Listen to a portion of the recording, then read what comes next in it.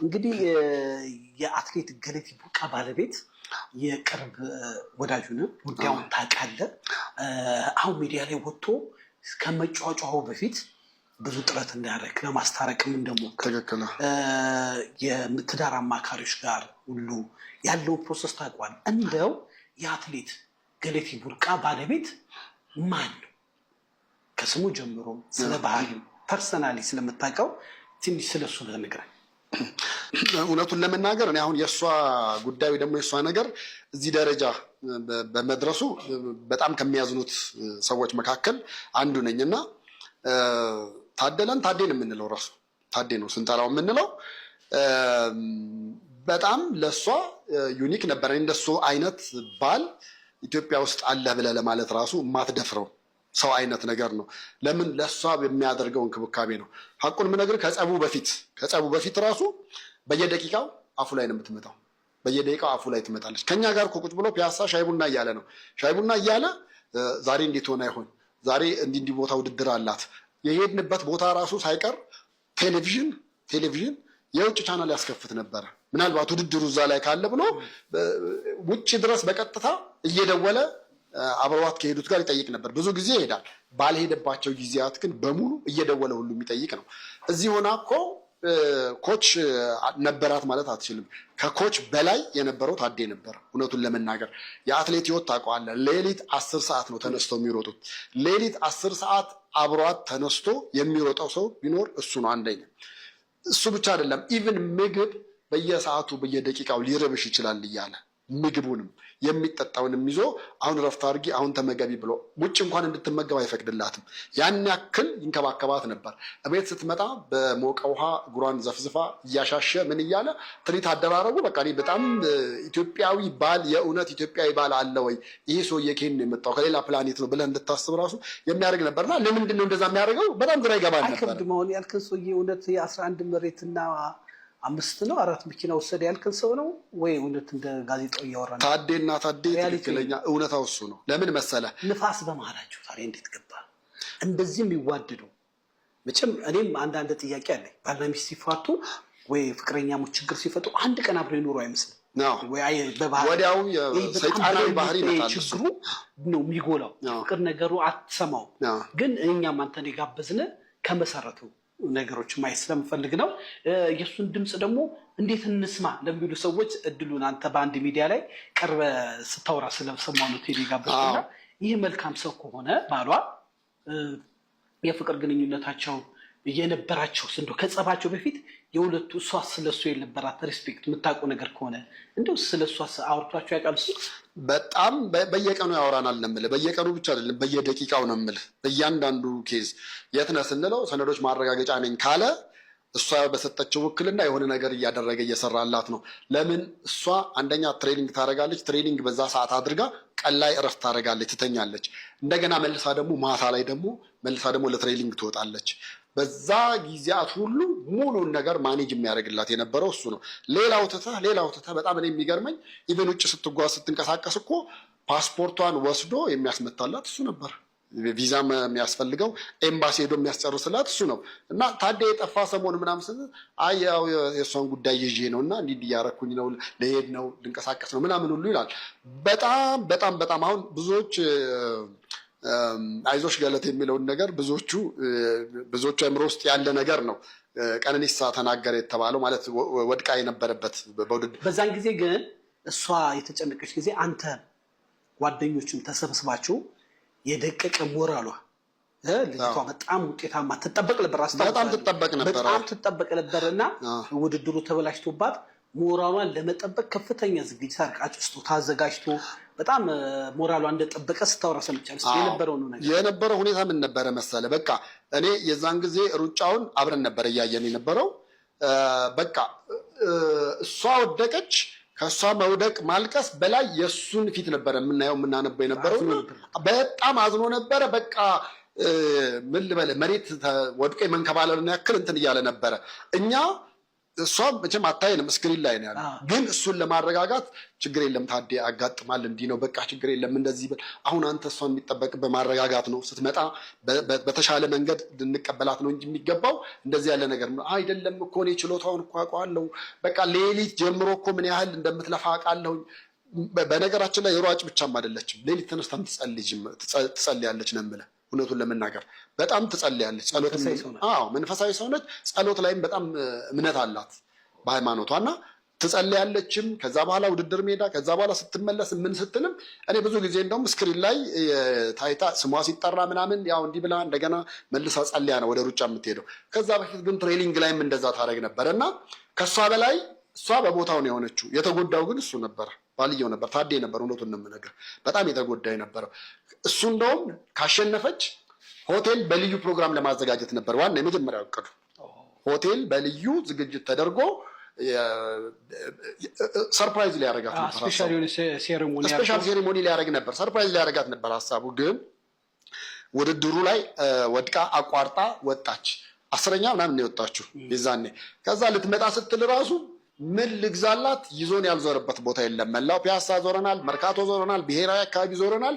በቃ የእሷን ልብ ሊጠግን የሚችል ሞራሏን ሊመልስ የሚችል ነገር ምን ልግዛ ብሎ 2 ቀን 3 ቀን እንደዚሁ ስንዞር ነበር ነው የምልህ።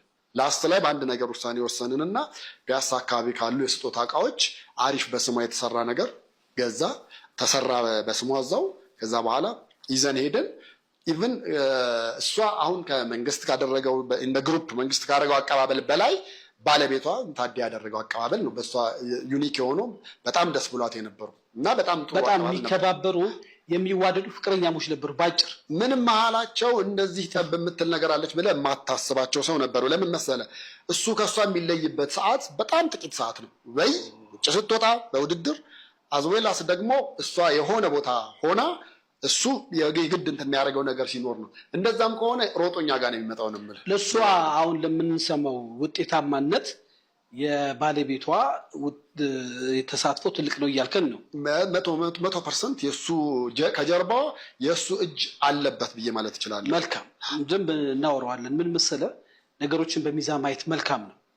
ማለትም አቶ ታዴ ገብረመድህን ሀሌታ ስቱዲዮ መጥቶ ሀሳቡን የሚሰጥ ከሆነ እናስተናግዳለን። እህታችንም ገለቴ ቡርቃም ብትመጣ ደስ ይለናል። ነገሮች በሰላም ቢያልቁም ምኞታችን ነው። እንደው ግን አንዳንድ ነገሮች እየሰማን ነው። ለምሳሌ እሷ ወደ አዲስ አበባ ስትመጣ የላዳ ታክሲ ሾፌር ነበርና እንደ ኮንትራክት ይዘውና ፍቅር ግንኙነታቸው በዛ ነው የተጀመረው ይባላል። እውነት ነው? እሱም አይክድም፣ ይሄንን እሱም ይናገራል። ሀቁን የምነግርህ እኔ እንደውም እሱን ከተዋወቀን ከጥቂት ቀናት በኋላ ነው ሰምቻለሁ። ጨምሮ ነገረኝ። በቃ እንዲህ ሳደርሳት እኮ ነው እኔና እሷ በየቀኑ። ምክንያቱም ለሴት ልጅ ፍቅር ያው አንደኛ መላመድ ነው። አብራ ጠዋትም ማታም ከእሱ ጋር ነበረ በላዳ ታክሲ የሚያደርሳት የሚመልሳት ማለት ነው። የዛኔ መጀመሪያ ገንዘብ እሷም የዛኔ እውነቱን ለመናገር እውቅናዋ ገና ነበረ። ግን ምን የሚሉ ሰዎች አሉ መሰለህ በተለያየ ሚዲያ አትሌቶች ገንዘብ እንዳላቸው ኢቨን ስፖርት የሚሰሩበት ማረሚያ ቤት ነበረች አጥንደው ወደ ጋብቻ የሚያስገቡ አደገኛ በስሌት የሚኖሩ ሰዎች አሉ ይባላል። ከዛ ጋር የተያዘ ነገር የለው? እሱን የሰማሁት እኔ ኬንያ ባሉ አትሌቶች ላይ ነው። ኢትዮጵያ ውስጥ ባሉ አትሌቶች ላይ እኔ ማንም በአጥምዶ ምን ብሎ ምናምን። ምክንያቱም ይሄን ያህል እንትን ብለህ የምትለው አይደለም። አንድ ክር ላይ ያለ ነፍስ ብለህ አስበው። በቃ ይሮጣሉ፣ ወይ ሊያሸንፉ ወይ ሊሸነፉ ይችላሉ፣ ወይ የሆነ አደጋ ከደረሰባቸው ፎርኤቨር ላይወዳደሩ ይችላሉ። ምናቸውን አምነህ ነው አንተ በእሷ ይህን ያክል ይገኝበታል እሷ ወርቃማ የምትታለብ ላምነች እንዴ? እንደዛ ብለህ ማሰብ መቻል የለብህም። አደጋ ላይ ያለች ነች። አደጋ ካጋጠማት ደግሞ ፎርኤቨር ያንተ ጥገኛ ሆና ነው የምትኖረው። በቃ መንግስትም ምናልባት ማረሚያ ቤቱ እንደ ጡረታ ሊሰጣት ይችላል ብዬ። ከዛ ባሻገር ግን ጥገኛ ሆና የምትኖረው አንተ ላይ ነው። ባህል ስለሆንክ ሁሉን ነገር ቶለሬት ልታደርግ ትችላለህ። በዛ መንገድ ይታሰባል እንጂ እኔ ልጁ ያንን ለማለት ግንኙነታቸውና ከጥቅም ጋር የተያዘ አይደለም ነው አይደለም። ቢሆን ኖሮ እሱ ለእሷ ያን ያህል እንክብካቤ ማድረግ አይጠበቅበትም። ስፔሻሊ ትዳር ውስጥ ከገቡ በኋላ ያን ያህል እንዳንድ አባወራ እኔ የተለየ አክት ሲያደርግ ጎል ውስጥ ለማስገባት ስትራቴጂ ተነድፎ የተሰራ ስራ ነው የሚሉ ሰዎች አሉ። እሷ ምንም አማራጭ አልነበራትም። ከሱ የተሻለ ከሱ የቀረባት ማን ነበር? ለማን ውክልና ትስጥ? በብዛት ትሬኒንግ ላይ ነች። ከዛ ውጭ ደግሞ በአመት ውስጥ በጣም ብዙ ውድድሮች ላይ ትሳተፋለች፣ ትሄዳለች። አሁን ምን መጣ መሰለህ በጣም ከባድ ችግር። እኔ ለሚስቴ ውክልና መስጠት ኖርማል ነው። ሚስቴ ለማን ትሰጣል? ትክክል ብላል። ለቤተሰብ ለአብሃል አለ አብራክም ክፋይ ካለም ሊኖርም ቢችል ቤተሰብ ከባል የቀረበ የለም፣ ከሚስቴ የቀረበ የለም። ግን እንደዛ ሆኖ ሚዲያ ላይ ስንሰማ ወደ 11 የሚሆን መሬቶች የእናቷንም እንመጣለን። ሁለተኛ መኪናዎች፣ በባንክ ያሉ ገንዘቦች ኦልሞስት ተዘርፍ ያለው የሚል ቃል ይሰማ ነው። እና ይህ ያልከው መልካም ሰው እንደሚወዳት ከሆነ እንደሚንከባከባት ከሆነ ይህን ሁሉ ነገር እንዴት ሊወስድባት ቻለ? አንድ ሁለት የጸባያቸው መንስኤ ቴዲ አያይዘ አሁን ተጣሉ ነው እንጂ መንስኤውን አናወራ። የጸባያቸው መንስኤውን አያይዘ ምልት መልስልኝ። ያው ትዳር ውስጥ የባልና የሚስት ጸብ ሲነሳ ሰዎች የሆነ እንትን የሚያደርጉት ነገር ይኖራል። ለምሳሌ በዚህ ነው ብለው ጀጅ የሚያደርጉት ነገር ይኖራል። እውነታው ግን እነሱ ጋር ሁለት አይነት ነገር ነው።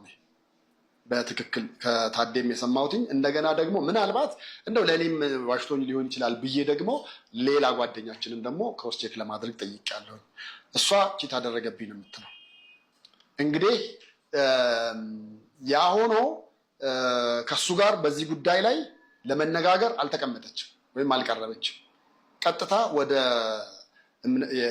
ወደምታምናቸው የእምነት አባቶች ነው የሄደችው። ወደ ግልጽ ለማድረግ በላይ ሌላ ሴት ደርቦ ይዟል የሚል መረጃ ደረሳት። ወዲሶ ነግሯት ይሆናል፣ በተለያየ ነገር አውቃው ሊሆን ይችላል። ይህንን ነገር ስትይዘው ወደ እምነት ቤተሰብ ወደ ጸሎቶች ሄዱ እንጂ ከሱ ጋር አንተ በእኔ ላይ ሌላ ሴት ደርበ ይዛል ብለህ አላወራችሁንም? ምንም ያወራችሁ ነገር የለም። ሽምግልና ሲመጣ ነው እንደውም ሪዝናችሁ ምንድን ነው ተብሎ ወደ ሽምግልና ሲመጣ ነው በእኔ ላይ ሄዷል የሚለውን ነገር እሷ እንደ አንድ ምክንያት ያቀረበችው። እንደውም እሷ ከመናገሯ በላይ በብዛት የፕሮቴስታንት ፓስተር የተባሉት በእሷ በኩል የመጡት ሽማግሌዎች ነበር ይናገሩ የነበረው። እውነቱን ለመናገር እሷ ብዙን ነገር ያውቃሉ እነሱ አለች። እነሱም ቀጥታ ወደ ማስረዳቱ ገቡና አንደኛ ሽምግልና ስትመጣ ሚዛናዊ መሆን መቻል አለብህ፣ ግራቀኝ መሆን መቻል ነበረብህ። እነሱ ግን አንድ ሳይድ ነበር ይዘው የመጡት። እሱም ከእሷ ጎን መሆን እና እሱን ጥፋተኛ ማድረግና እሱን ማውገዝ እንጂ ኢቭን ይቅርታ ጠይቀሃት እግሯ ላይ ወድቀህ እንኳን በቃ እንዲህ ካደረግ ባታረገው ማድረግ ያለው ብለህ ለትዳር በዚህ መንገድ ቀጥል እንኳን የሚል አንድ ነገር መስመር ለማስያዝ የተራመዱት ነገር አለ። ማለትም ሽምግልናው የመጡት የወንጌላውያን ቤተክርስቲያን ፓስተሮች ከማቀራረብ ይልቅ ነገሩን አጉሉትና ክፍተታቸውን አሰፉት እያልከ ነው? የበለጠ ያሰፉት ስልህ አንደኛ በአንቺ ላይ ከሄደ ሰው በኋላ ከዚህ በኋላ መጽሐፍ ቅዱስ የሚፈቅድልሻል፣ ቃሉም ይናገራል፣ መፍታት ትችያለሽ የሚለውን ነገር በአደባባይ ለሴቷ ነው ሲነግሩ የነበረው። ሁለተኛ ደግሞ ይሄ ልጅ መነሻው ምንድን ነበረ? መነሻው ፕሮቴስታንት አልነበረም። ፕሮቴስታንት የሆነው ለአንቺ ብሎ ነው። ስለዚህ አሁንም ወደ ኦርቶዶክስ ይሄዳል። በተለያየ ጊዜ አንቺ ውጭ በምትሄጂ ጊዜ ቤተክርስቲያን ይሄዳል የሚባል ነገር ሰምታለች። አሁን ችግሩ በጣም ጥሩ ነገር አመጣልኝ። ልጁ እሷን ሲጠብስ የፍቅር ግንኙነት ሲጀምር እምነቱ ኦርቶዶክስ ነው፣ እሷ ደግሞ ፕሮቴስታንት ናት። ከዛ ጋብቻ ሊፈጽሙ ሲሉ ሁለት እምነት ሆኖ መጋባት ከባድ ነው ሲባል አይ እሺ ችግር የለውም ፕሮቴስታንት ሆናለሁ ብሎ ሆኖ በፕሮቴስታንት ቸርች መድረክ ላይ ተጸልዮለት ነው ያገባው።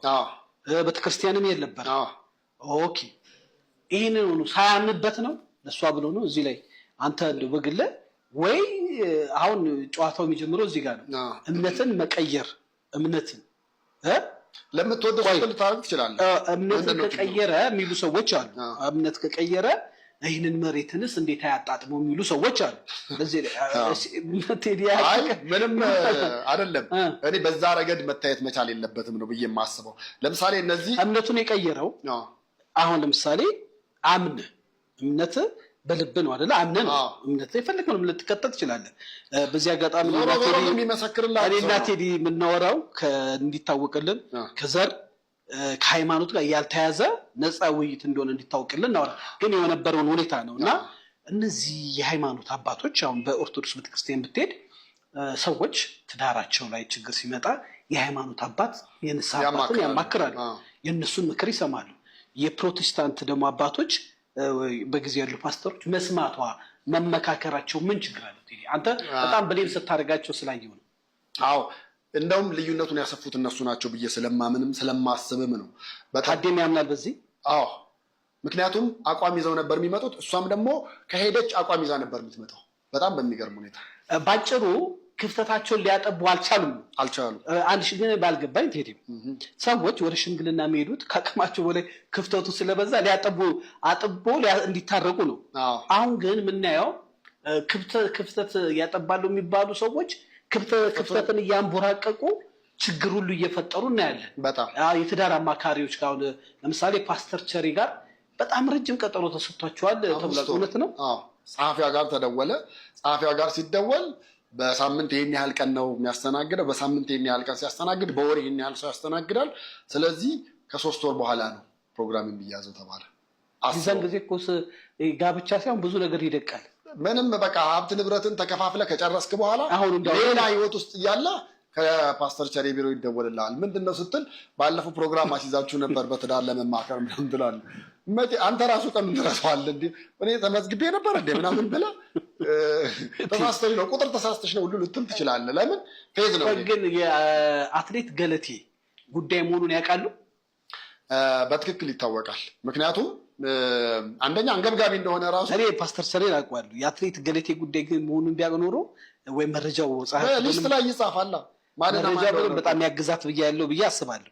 ምን አይደለም ይኸውልህ ያላወቀ ይሆናል። ፐብሊክ ፊገር መሆኗ የሆኑ ጥሩ አስተዋጽኦች ሊኖሩት ይችላሉ፣ ወይ ደግሞ ቀረብ ያደረገ ይችላል። በነገራችን ላይ ይኸውልህ ኢትዮጵያ የምትታወቀው በአትሌቲክስ ነው። አትሌቶቻችን ግን ለማስተር ቸሪ ደግሞ ያመለከተው በታዴ በኩል ነው፣ በባላው በኩል ነው እንዲታረቁ። ራሱ ሄዶ ታዴ ነው አይደለም። በታዴ በኩል እኛ ደውለን ነው ፕሮግራም ያስያዝ ነው ማለት ነው። እና በቃ 3 ወር ሌላ ዓለም ውስጥ ገብቷል። በቃ ሌላ ዓለም ውስጥ ገባ። እኔ ሌሎች አማራጮች ጋርም እኮ ነገርኩ፣ የእርቅ ማዕድ ጋርም ሁሉ ለመሄድ እንደገና ስንሄድ ደግሞ ባዶ እጃችን እንዳንል ዶክመንት፣ ብዙ ሰነዶች የነሱ ኮፒው ራሱ እኔ ጋ ነበር ለረጅም ጊዜ። ለምን ያ ነገር በቃ እንቅልፍ ይነሳኝ ነበር። የሆነ መፍትሄ ማግኘት መቻል አለበት እና ምንድነው አንደኛ እሷም ልትገኝም ልትያዝም አልቻለችም። በአንድ በኩል እውነቱን ለመናገር ብዙ ጊዜ ቤት አትኖርም ነበር። እንዴት አሁን እሷ ተገላቢጦሽ እኔ ሰይፉ ጋር የተናገረችውን ሳይ ገርሞኛል። ምን ማለት እሷን ራሱ ልናገኛት አልቻልንም። የት ነው የምትኖረው? ከቤቷ ውጭ ስልክ ሲደወል አታነሳም። እሱ ወጥቶ ነበረ ከቤት። ቀድሞ የወጣው እሱ ነው ቤት። አሁን እሷ ጸበል ሄደ ምናምን ባለችበት ሰዓት አይደለም። ጸበል ሄደው እንደውም ላስት ላይ ነው በሆነ አንድ ውድድር ሄዳ እስክትመለስ እሱ በዛን ጊዜ ጸበል ሄዶ ሲመጣ ደወልና መጀመሪያ ጠፋብኝ አለች። ከዛ ሳጣራ ደውሎ ይዛለት የእናቱን ጉዳይ እናወራለን ጠበል በኋላ ጀስት ይቺ ልጅ በተደራጀ መልኩ እየተጠቃች እንዳለ የሚያሳይ መረጃ ተናግራለች ከራሱ አንደበት። እሱን ብታይቀው ደግሞ እሱ ራሱ ደግሞ እኔ ጋር ጥቃት እየደረሰ አይደለም፣ እሱ የእሱ ጓደኞች ጋር ጥቃት እየደረሰ ነው። ሀቁን ምን ፌዴሬሽኑ ለምሳሌ ፌዴሬሽኑ በዛሬው ቀን ስለነሱ ይዞት የሚወጣው መግለጫ አለ። በዛ ላይ የእሱ ጓደኞች ጋር ደወልኩኝ፣ ሂዱ አቴንድ አድርጉና እስቲ ያለውን ነገር አንደኛ ተከታተሉ፣ ሁለተኛ ወደ አንድነት ሊያመጣቸው የሚችል ነገር ምናምን ስል አይ ራሳችን ላይ ጉዳት ሊደርስብን ይችላል አይሆንም ብለዋል። የእሱ ጓደኞች የታሰሩ አሉ፣ ከ1 ወር 3 ወር ድረስ የታሰሩ አሉ። እሷ ነች አሳሰረችን ብለው የሚያምኑት እሷ እኮ እንደውም ፍትህ አጣሁ እኮ የምትል እሱም ደግሞ ፍትህ አጣሁኝ፣ እንደውም እኔ ተደብቄ ነው ያለሁትኝ። እኔ አሁን ብዙ ጊዜ የመኪና በመረጃ የወጡ መረጃዎች አሉ። ለምሳሌ በመኪና የመግደል ሙከራ ሁሉ እንደተደረገባት የወጡ መረጃዎች አሉ። አዎ እንደዛ አድርጋ ተናግራለች። እኔም ሰምቼዋለሁኝ። እንደማንም ግን ታዲያን ያደርጋል ብዬ የማስበው ሰው አይደለም። እውነቱን ለመናገር ተፈጥሮም ትህትናውም ብዙ ነገር አደባባይ ላይ ባለ ነገር አደባባይ አንተ ሰው ገጭተህ ገለህ እንዴት ነው ልታመልጥ የምትችለው? ምን ማለት ነው? እስቲ ጋብ እናድርግና የሃይማኖቱ ጉዳይ ላይ ሳያምን ነው የተጋባው በሚል ድምዳሜ እንሂድ። እምነቱን ፈልጎት ሳይሆን ለእሷ ሲል ነው። ባል ለሚስት ሲል፣ ሚስት ለባል ስትል ወደ አንድ ሃይማኖት መጠቅለል ግድ ስለሆነ በዛ ነው የገባበት። ኦኬ። በእርግጥ እሱ የአንድ ታክሲ ላዳ ነበረችው። ኦኬ እሺ። ያው በእሷ እንግዲህ ብዙ ሰዎች እንዳሉት ይህንን ቃል ነው እንደምታው ደም ተፍታ ዋጋ ከፍላ ላሟን ጠብ አድርጋ በዓለም ዙሪያ የሰበሰበችው አንጥር ሀብት አለ። ባልና ሚስት ሁለቱም አንድ ናቸው ይላል። የእሱም ነው። ነገራችን ላይ ባልና ሚስት ከሆኑ አንድ ናቸው። የጋራ ነው። የከሌ የምንለው በኋላ ላይ ነው ሲጣሉ። ይሁንና እቺ ልጅ የሀብታቸው የመገኛ መሰረት ናት። ምን ጥያቄ የለውም። ያንን ደግሞ በፍቅር ህይወት እየኖሩ ጥሩ ጊዜ ማሳልፈዋል። በፍቅር ሰዓት እንግዲህ ብዙ ነገር ተባብሏል። አሁን ሰው ሲጣላ አንድ ቀን ኖሮ እንደማያውቅ ብዙ ነገር ሊል ይችላል። ይሁንና እሱ ግን ሌላ ሴት ወዶ በለዋ ላይ አግብቶም ወልዷልም ይባላል። አይ ይሄ የሆነው መጨረሻ ከተለያዩ በኋላ ነው።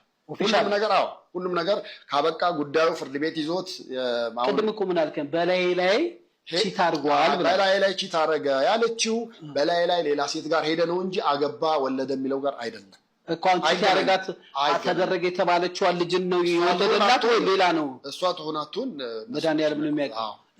በዚህ ጉዳይ ፕሊዝ አድረስ እሷ ትሆናቱን። በነገራችን ላይ እሷም ቺት ብታረግ እሱም ቺት ቢያደርግ ሰዎች ሊቋቋሙት የማይችሉት ጉዳይ የኔ ነው ለሚሉት ሰው ጋር ብዙ ነገር ሼር ልታደርግ ትችላለህ እንጂ ይሄ ከባድ ነው።